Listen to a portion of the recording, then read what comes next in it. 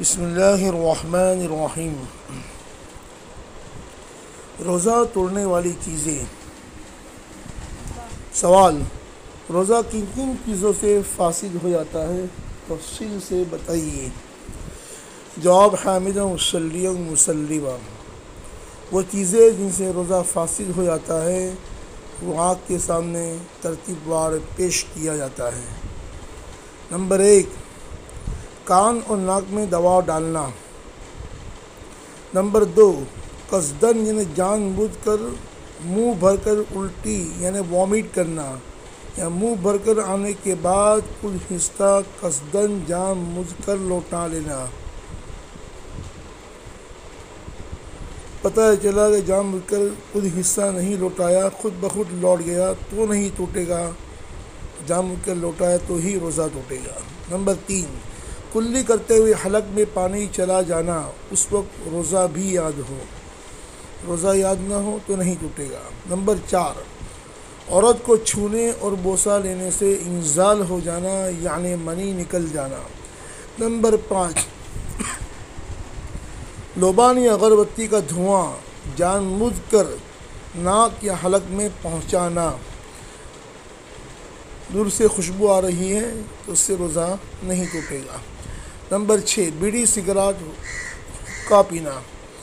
Number 7، بھول کر کھا پی لیا اور خیال آیا کہ اس سے روزہ ٹوٹ گیا اور پھر ارادے سے کھا پی لیا، تو پہلے بھول کے کھانے سے نہیں ٹوٹا تھا، جان بوجھ کر اب کھایا تو اب ٹوٹا ہے۔ نمبر 8، رات سمجھ کر صبح صادق کے بعد سحری کھا لینا۔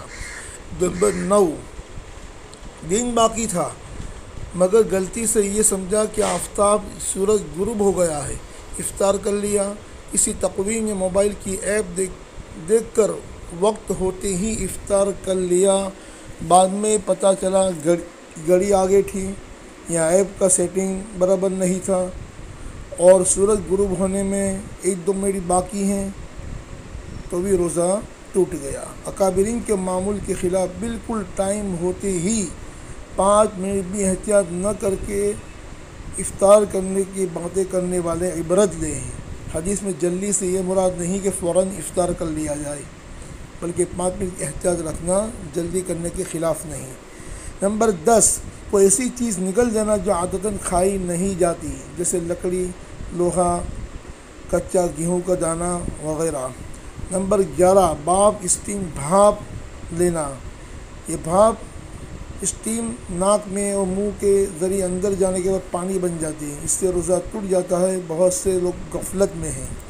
نمبر 12، مشت زنی ہست میتھن ماسٹر بیسن سے ہاتھ سے منی نکالنا۔ نمبر 13، دم کے مریض کا انہیلر یعنی پمپ استعمال کرنا۔ نمبر 14، منہ میں پان گٹکھا دبا کر سو گیا یہاں تک کہ صبح صادق ہو گئی۔ نمبر 15، نکسیر پھوٹے اور ناک کا خون حلق میں چلا جائے۔ نمبر 16، دانت کے مسوڑوں کا خون اگر اتنا زیادہ ہو کہ وہ تھوک پر غالب آ جائے، یعنی تھوک کو لال کر دے یا تھوک کے برابر سرابر ہو جائے، وہ تھوک پیٹ میں چلا جائے، تو تھوک میں خون کم ہو یعنی خون کا مزہ حلق میں معلوم نہ ہو تو روزہ فاسد نہ ہوگا۔ نمبر 17، انیما لینا یعنی پیٹ کی صفائی کے لیے پیچھے کے راستے سے دوائی چڑھانا۔ نمبر 18، مرد کی پیشاب کی نلی میں کوئی دوائی ڈالی جائے اور وہ مثانے تک پہنچ جائے، اگر مثانے تک نہ پہنچے تو روزہ فاسد نہیں ہوگا۔ نمبر 19، عورت کے اپنی شرمگاہ میں کوئی دوائی ڈالنا۔ نمبر 20، عورت کی شرمگاہ میں لیڈیز ڈاکٹر کا چیک اپ کے لیے بھیگا ہوا یا دوائی والا جیل لگا ہوا ہاتھ یا مشین ڈالنا، اگر ہاتھ یا مشین پر دوا نہ ہو تو روزہ فاسد نہیں ہوگا۔ نمبر 21، دانتوں میں گوشت کا ریسہ، سپاری وغیرہ کا ٹکڑا اٹکا ہوا تھا اور اسے منہ سے باہر نکالے بغیر زبان یا خلال سے نکال کر منہ کے اندر ہی اندر نگل لیا یا خود بخود حلق میں چلا گیا تو دیکھے اگر وہ چیز چنے کی مقدار سے زیادہ ہیں یا چنے کے برابر ہیں تو روزہ فاسد ہو گیا، اگر چنے سے کم ہے تو فاسد نہیں ہوا، لیکن اگر منہ سے باہر نکالا پھر نکل گیا تو ہر حال میں روزہ فاسد ہو گیا، چاہے چنے کے برابر ہوں یا اس سے بھی کم ہوں، بلکہ تل کی مقدار ہو، تل کی مقدار ہو تو بھی روزہ فاسد ہو جائے گا۔